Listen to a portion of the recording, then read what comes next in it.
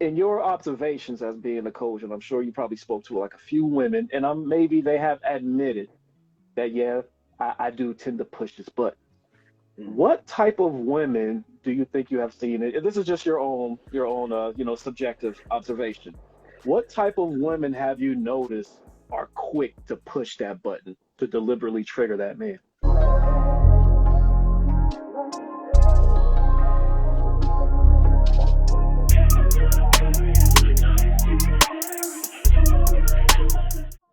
Um, Honestly, it's been a mixed bag recently Oh, okay. because before I'd probably say like this time last year, it was a lot more that were more, they were in the relationship, they were unhappy in the relationship, thus they were causing the triggers, or they were purposefully triggering.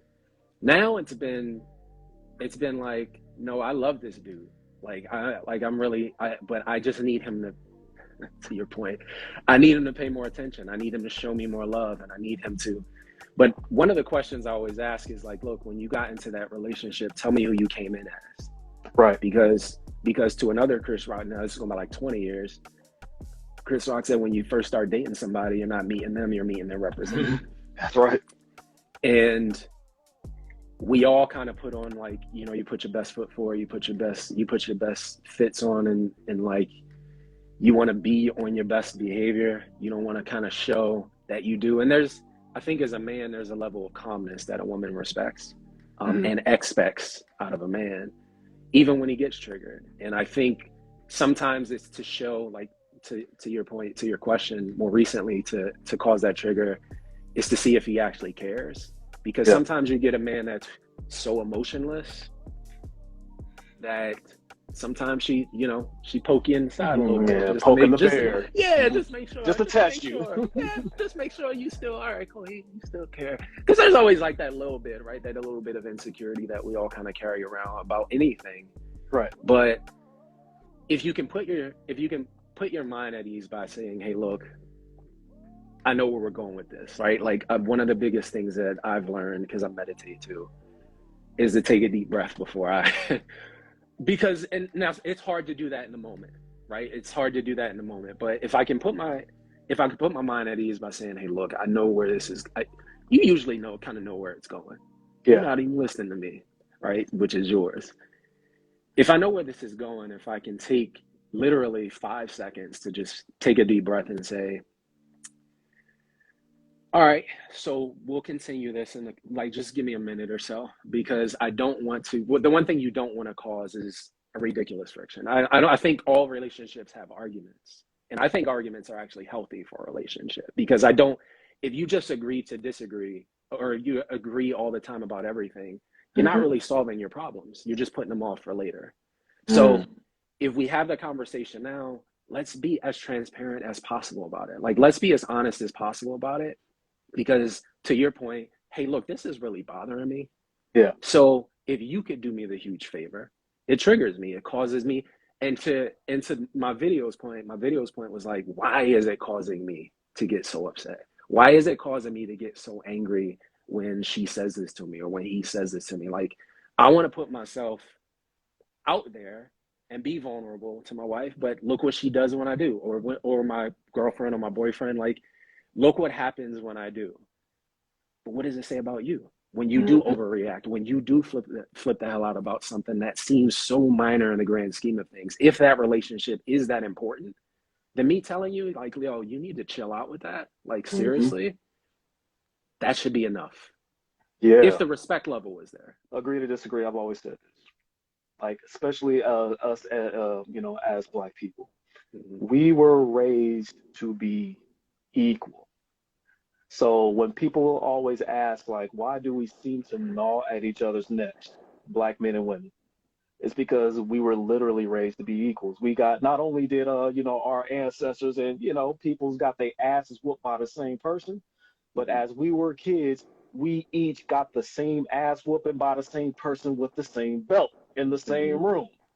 Like, there was literally no boys that were told that they were to be stronger and better than that little girl, and Mm-hmm. vice versa.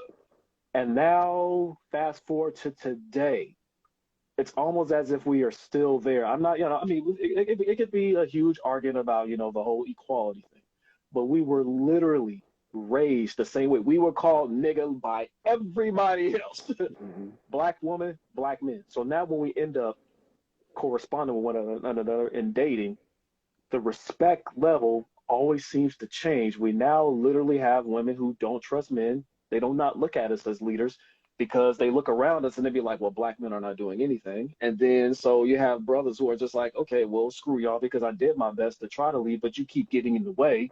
So I'm gonna go ahead and date, I'm gonna go ahead and date out. I'm gonna date somebody non-black. Shout out to the people who, your flavor's your flavor. I'm not talking about, interracial dating or anything like that. But we give up. We have a tendency to like give up. So from your area, I know it's hard for sisters nowadays to like want to trust and respect their black men. But is that something that you have to pretty much like teach? Or should we just continue to do what we're doing now with these relationships, just being in cruise control and we just go with the motions? And if we're great together, we're great together. It doesn't matter if we honor the man that we're with, yada yada yada. I think it all depends on what your expectations are going into the relationship. If it's something, low expectations set you up for low disappointment. When you go in anticipating that this man or woman is going to change your life, is going to magnify and help rejuvenate, then where I said earlier, you need to be sharing in your happiness. Mm-hmm. That tells me that you haven't fully healed from some previous trauma. And I think that we've learned a lot from our parents who passed down a lot of that generational trauma onto us, right? Where it's like, hey, look, this is what I went through. I'm doing this so you won't have to do that. Well, if we want to be better, as a man, you have to be better for yourself and for your women and for your kids. So I think that there's a mentality shift that has to happen in order for us to get to the point where, if a woman's already out on a guy because, it's like, hey, look, you look like my cousin and my cousin steals, so I don't trust you. Yeah. If he looks like the guy she used to date, or he has the same type of personality type, or he has a friend with the same, like, we have to get past it. If the goal is to ultimately put yourself in the class where you're comfortable and feel vulnerable enough to do that. But I can't love who I think you are. It's just not reality. And if I do, now my expectations are skewed. So what did I actually go in anticipating? Did I anticipate that this was going to turn into like some love romance? Or did I go in saying, let's see where this goes? Let me see where this goes. Let me actually find out and invest the time into finding out more about you, the individual. What are your motivations? What's your game plan? Tell me a little bit about your background. Like, these are the conversations that sometimes aren't had because he looks good or she looks good. And they're great in bed. We have great sex when we're together. And then the other side of it is, to the boredom point, when we get into that relationship, you're in my back pocket all day. Quite literally, you are in my pocket all day long, right? I can text you, I can text on your social media. So by the time you get home, what are we gonna talk about? Yeah. Of course you're bored because you just literally spent all, how's your lunch? Oh yeah, how's your day? Oh man, they're getting on your nerve. I've heard everything you've had to say. Yes. Where's the separation? There is none. So to your point, like, social media it's been a gift, but it can sometimes in relationships be a curse because you go in with these expectations. Like, I think relationship goals is a myth. I don't believe in relationship goals. I think you should have goals in your relationship, but I think the whole like hashtag, relationship goals, right? We saw what happened with Will and Jada. We see what the reality is of we need to relationships. stop using Will and Jada for everything. Like, please. Like, yeah, but we see that we've seen Jay and Beyonce. Like, we've seen relationships have issues. Relationships have cheating. Relationships have problems. How much are you hiding? Yeah. How much is like being put on the back burner because you are too afraid to share with your partner that you want to have a threesome, or that you want to try something different in the bedroom, or that like you're just getting to the point, right? We talked about boredom, where you're getting to the point where you're just like, I don't know, something's something just feels off. It don't feel the same. You Again, know, what yeah, did you go with those expectations as? you know what's interesting? It's like how come everything that always has to be considered boredom always has to like equate to something sexual? As far as I'm concerned, this is me personally. Anything sexual, like sexually needed, Mm-hmm. that's influenced outside. I wasn't thinking of threesomes until porn. I mean, let's just let's keep it real. Nobody wasn't thinking about going to a swingers club or what's the Right. new one? The new one I heard was the sip and paint. Now they got, I guess, butt naked strippers running around Oh, there. yeah. Yeah, it's like you weren't Pa- influenced. Yeah, it's like you wasn't. If y'all know what I'm talking about, Google it. It's on Twitter. Just gonna leave it at that. I saw the video and I was like, oh shit. Everything that we've always wanted was influenced from the outside. I mean, back in the day, pretty much like, speaking from a guy's point of view, unfortunately, everything that a man desired was like another chick. Not a threesome. Half the time he wasn't even trying to sleep with the girl. He pretty much just wanted to like say hi and have a coffee date. He did that Mhm. shit on the low. It didn't even go to sex yet. He missed the friendship or the companionship or just the femininity of a woman Mhm. because like I'm not trying to like bang on the ladies and say y'all start, losing femininity as you guys get comfortable in a relationship. Oops. But for some men, they're women, they feel like, damn, I don't even have the same woman anymore. So when they end up running into another chick outside of their relationship, it's just like, oh, this is what I remember, this is what I miss, and unfortunately, he ends up growing feelings for that person. It stopped there. It wasn't even like the sex part. It was just like, Mhm. damn, I remember me and my woman, we used to go to amusement parks. I Yep. remember, yeah, it's like the fun shit. We used to go to movies. Now she don't have time for me anymore. He's not even thinking about sex. He's now cheating on this chick Mhm. because of the fun companionship and Yeah. his feelings and growth for that. He's not even thinking about getting physical. Yeah, she's attractive, but it's like, but I miss doing this with my own woman. My woman, all Mhm. she does is like just scrolls. Mhm. And I'm talking about today's relationships. But as Yeah. far as sexual desires and needs and threesomes and I want to Mhm. go to a swingers club, babe, let's go to. It's like you didn't think about none of that, bro, until you got online. The emotional affairs part is the interesting thing to me because it always starts out small. You know what I mean? It always starts out with, oh man, they're just different. Yeah. They're just the vibe is different. And your vibe obviously was different. Especially if you started out dating a relationship with somebody and it's turned now into boring, quote unquote. Yeah. You know, anything spicy and new seems like it's the best fit for you until it's not. Yeah. Until you get into it and you realize like, oh, I just jumped from what actually probably was good. I called him boring, but he liked to chill at home with me and watch movies and hang out. Yeah. Like I think that those things, the time is always something that we chase after. Right. The time that we don't get back. And when it fails, we always think of it, it's like an investment. It's like you're always chasing after the money. It's like, damn, I need to recoup. You can't recoup that time. That time that you start in the beginning with, that you ask the right questions, Mm-hmm. where that transparent and honesty, where you kind of get out of your comfort zone and you say, look, man, like I'm just not feeling the love anymore. I'm just not feeling like we're doing some of the things that we used to do, and I'd like to. I just made a story post on this, like when you make your intentions clear, are they clear enough to your partner? Yeah. Because I might be hearing you, but I'm not listening clearly. If it hasn't changed every single time that you've said, hey, we need to have it, like, can we talk?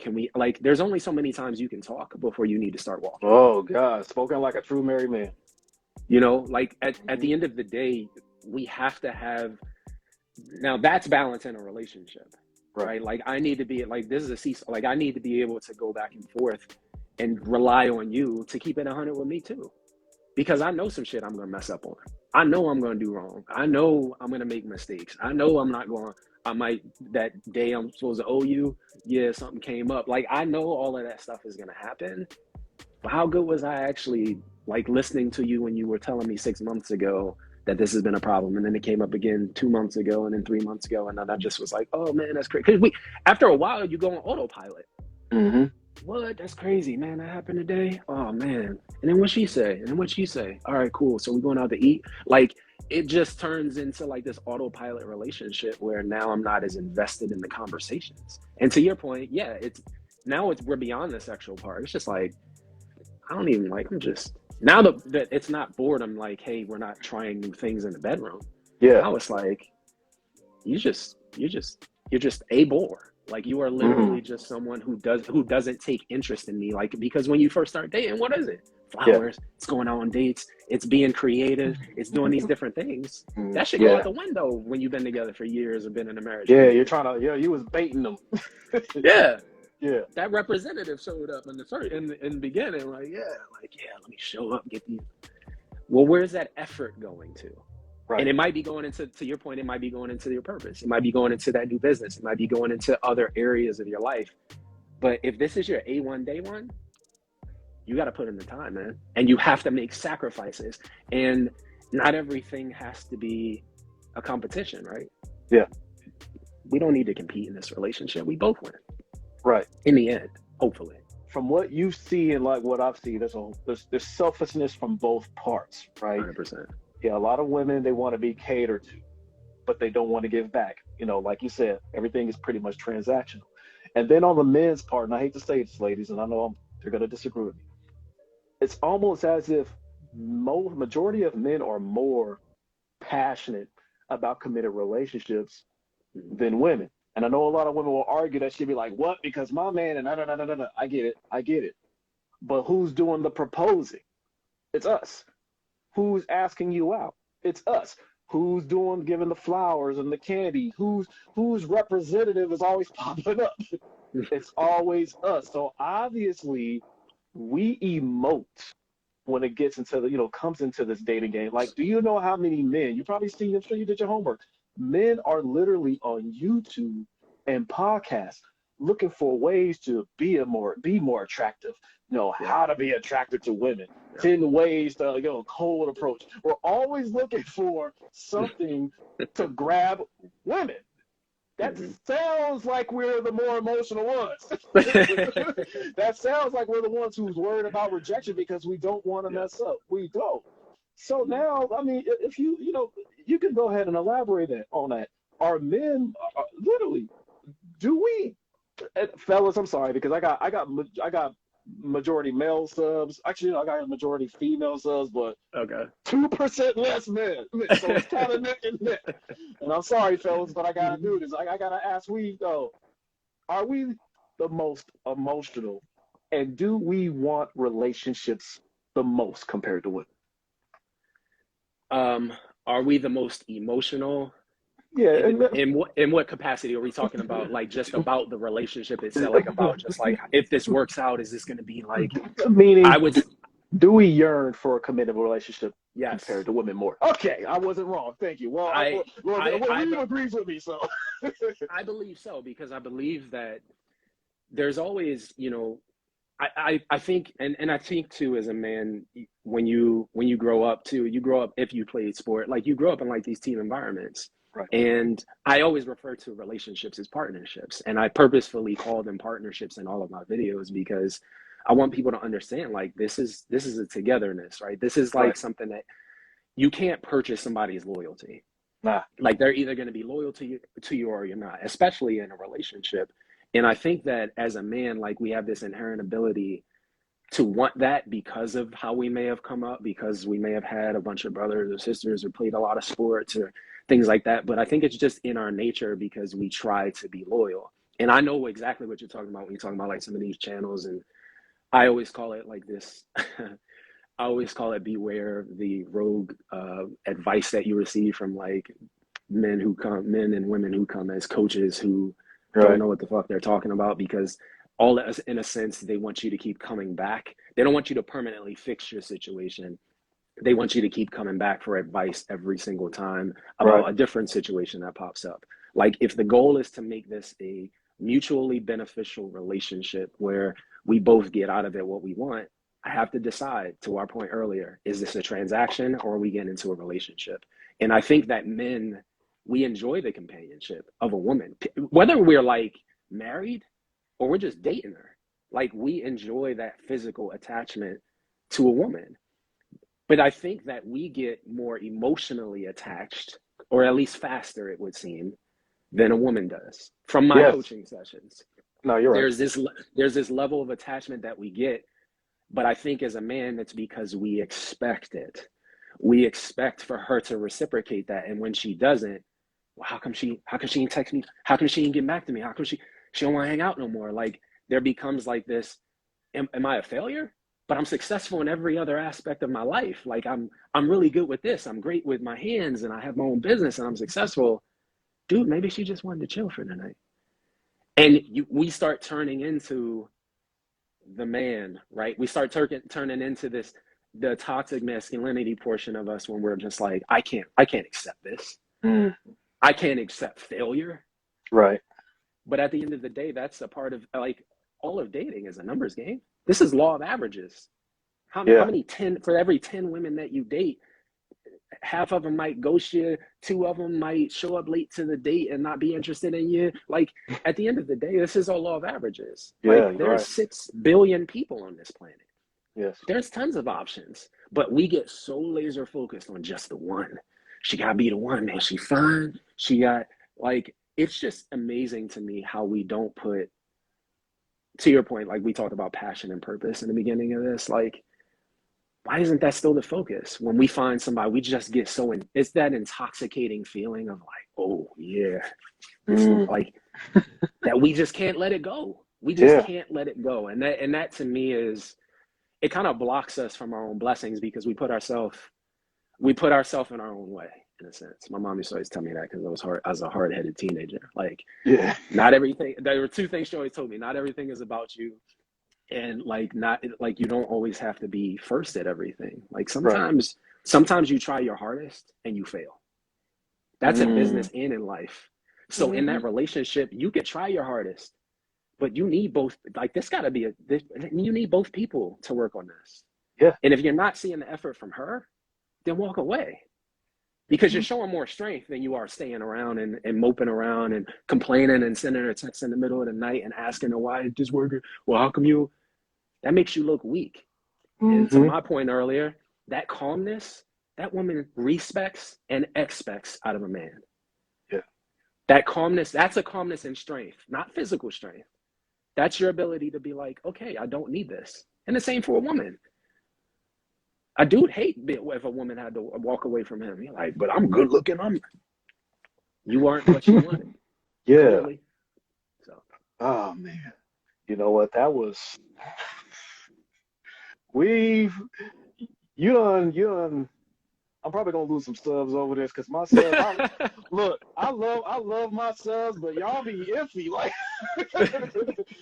Yeah, because some of my subs, they can't handle accountability. That's why I was like, I love my male subs, but some of y'all be like, I want you to make the women accountable. Then my ladies, you need to make the men accountable. And I'm all like, look, stop having these hard-ons for accountability.